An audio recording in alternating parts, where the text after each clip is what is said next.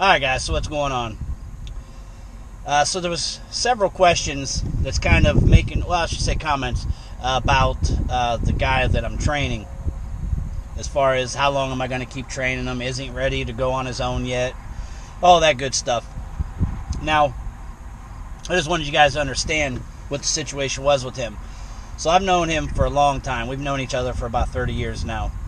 He's kind of had some, he's dealt with some stuff in his life and made some wrong choices and whatnot, and which honestly is how we met. We met in prison 30 years ago. So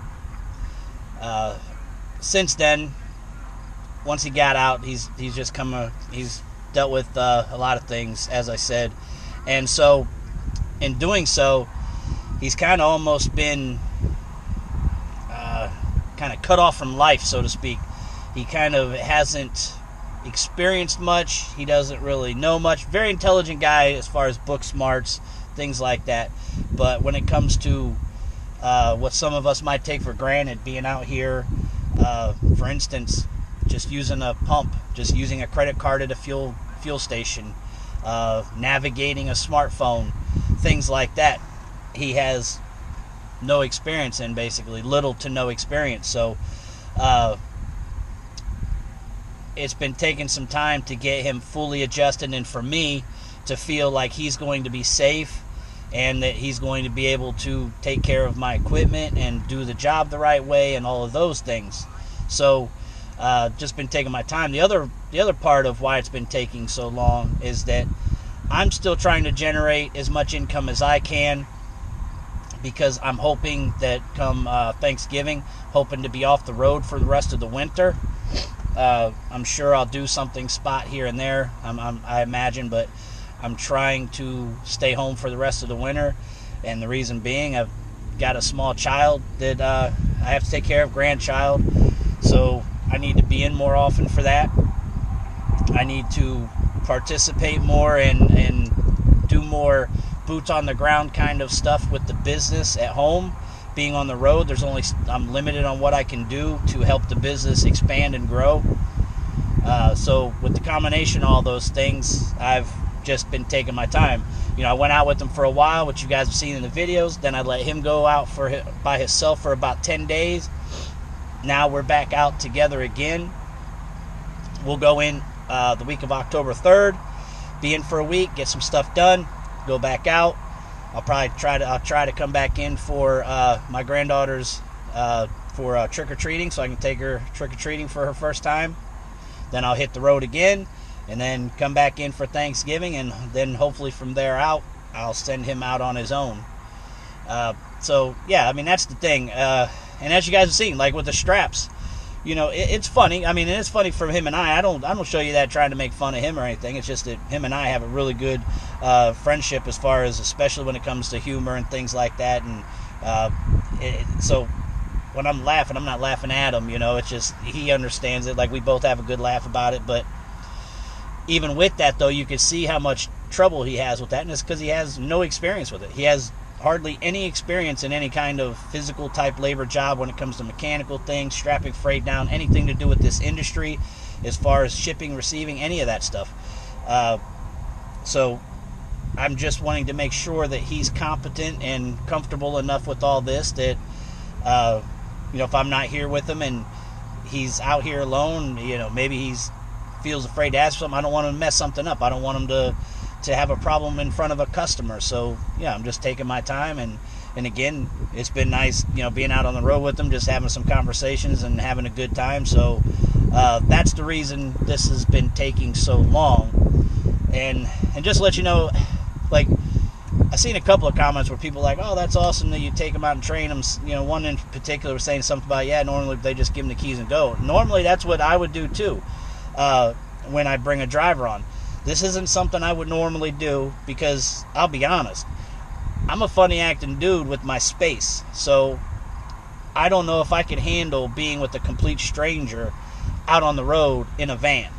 So don't give me too much props, because I don't deserve it, because I'm not that guy that's doing all it now. I will answer all the questions they need. I will try to show them certain things, and I'll do my best to to find out if they've got enough experience or common sense to go out on the road and be left to go. So yeah, I just wanted to straighten that out as well. This has been a rough week, man. I start off Monday, good load, had it pre-booked, picked it up Sunday night, delivered it Monday down in Auburn, Alabama by noon. But man, since then it's been a struggle, man. Location, as far as the landing locations, is just really screwed me.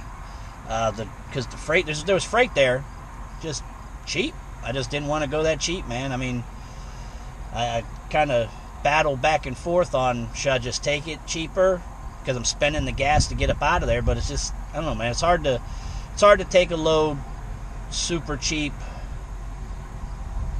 just to move. I mean, it's difficult. But anyhow, so also this past week, man, it's one of those.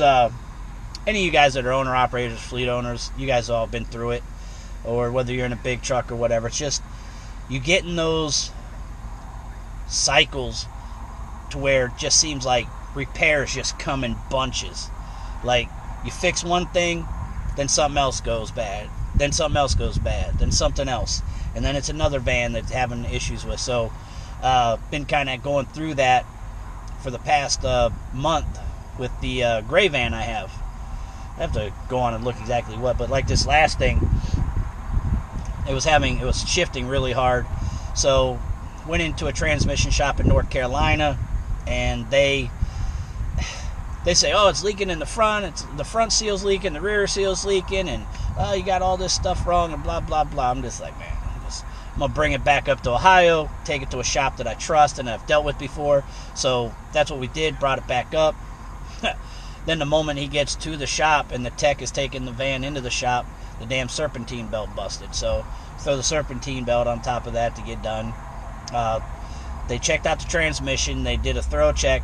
Ended up being the computer of the van was causing the issue. There was nothing wrong with the transmission. Everything's good with the transmission. There was a slight leak on the front seal.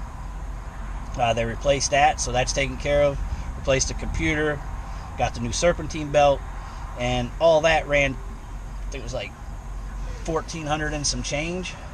And then he goes out, does one run, gets a second run. He's about 3/4 of the way on the second run to the delivery. Battery light comes on. What the fuck? So first thing I ask him is just check and make sure the belt's on there, because the belt was just done. Who knows if it was done wrong? So you just check that first. That was all good. Ended up being the alternator. Take it to a Ford dealer. It's just 5 miles down the road. Call AAA, get him taken down to the Ford. Ford, just $1,100 for a new alternator in a 2011 E350 5.4 van. Just stupid. Look up the prices on an alternator, and they range from $100 to $170, getting them from AutoZone or other parts places. So, you know, ask them what the charges were. $400 for the alternator itself. $400 flipping dollars, man. Then it was $600 for labor, and then obviously tax and all that bull crap. So that was that. My one driver in the 17, he was off until the 9th, and while he was off, had him take there's an emergency brake cable that needs replaced on the driver or on the passenger side. Driver side one just got replaced a few months back. Take it there, get a call. You think I'm gonna spend $150, $200 to get the cable taken care of. I get a call from them. Oh yeah, man, your rotors and your pads and all three cables, the main cable and both cables that go to the driver's side and the passenger side, they all need replaced. Yeah, you're looking at about $1,300, or no, $1,800. $1,800. I'm like, man, no, just so. I went ahead and told him just pick the van up, pay the diagnostic fee, which is $154, because the brakes aren't grinding or anything. They're nothing like that. The emergency brakes works a little, but not completely, I believe. But so I just, as I said, I'm gonna be home the week of October 3rd, so I'm gonna bring the driver in at that time. I'll send it to Ford to get the cables taken care of. I'll probably, as long as the weather permits, I'm gonna go ahead and replace the brakes in the back myself, check everything out. Probably take it out there and have them look at the brakes before I touch them. Just let them do the cables and find out how the brakes are looking, just get an inspection, because got a good relationship with those guys out there, so I don't think they'll charge me to check that out. And then if they need replaced, I'll probably replace them, because I know I've done the back brakes on that, and I'm sure I've got them under warranty somewhere, so I'll just take care of that myself. But yeah, that's pretty much that, man. So repairs been wiping me out, and then both vans were pretty much, while that transmission stuff was getting sorted out and taken care of, I didn't have the gray van running, and that was the same time frame that the 17 Transit wasn't running. I wasn't running a week of that, so I had nobody running, for like 2 weeks, the better part of 2 weeks, there wasn't 3 vans running, so that kind of took a chunk out of there, especially with repairs on top of that. So definitely be good with your money. I'm not the greatest with my money. I do well enough to always get by and everything, but I shouldn't have worries, because I should be better with the money. So listen to what I say, do as I say, not as I do, I guess, kind of thing. If you're consistent with taking at least 10% out of each week's pay, and put that to the side, like, you'll have plenty of money. As long as you, because anytime I've done that, because I've done that for periods of time, then I back off of it, or something stupid happens, or just dumb shit. So just have the money to the side. It makes dealing with any of the rough stuff out here that much easier. It just is, man. It's like the reason so many people struggle, and it's such a hard thing out here at times, is because most of us are horrible with our money management. There's a lot more to it, but money is always, usually the stressor of everything. Not making enough money, not getting enough miles, which means you're not getting enough money. So the money is always the stressor that causes problems. A breakdown can put people out of business. The combination of having high insurance, high van payment, and then a breakdown, like I said, it's just putting people out of business. It's making people do things they don't want to do, as far as taking certain loads. You start getting freaking out and taking cheap shit. So just be good with your money. Just take that out of what I've been talking about here. Just be good with the money. So trying to book a load today, man. There's loads, but the last part of this, I'm trying to stay up in the Midwest for the rest of the week, because I got to be in by this, by the weekend, because I got an appointment on Monday, dentist appointment. So the loads that are popping up, they're going to like Oklahoma, they're going to nowhere, Texas. I bid on one going to Laredo, or far. I bid on one going to Indiana, but aside from that, they're just going places I don't want to go. I ain't trying to go back down to the Carolinas, Alabama, Georgia, like none of that shit. I'm just trying to stay on the top northern half of the map, as far west. The furthest west I'm willing to go is up into Minnesota, Minneapolis, basically. And then furthest south I'm really willing to go is really cutting off at the state line of Indiana and Kentucky, and draw a straight line across, because I was just in Kentucky, and man, just depends on where you are in Kentucky. You hit Louisville, you hit Bowling Green, things like that, there's more freight. But I was in freaking Murray, man. I was in Murray, Kentucky, man. That just, it's fucking nowhere. You're like 2 hours from Nashville, 2 hours from Louisville, 4 hours or so from Indianapolis, a few hours from Memphis. It's just a shit area, man. It's just a really rough area. Got a good rate to go there, but that good rate don't do shit if you have to use it up and deadhead out of there, which is what I did. So yeah, I guess that's it. Yeah, that's finally it. All right, I'm out.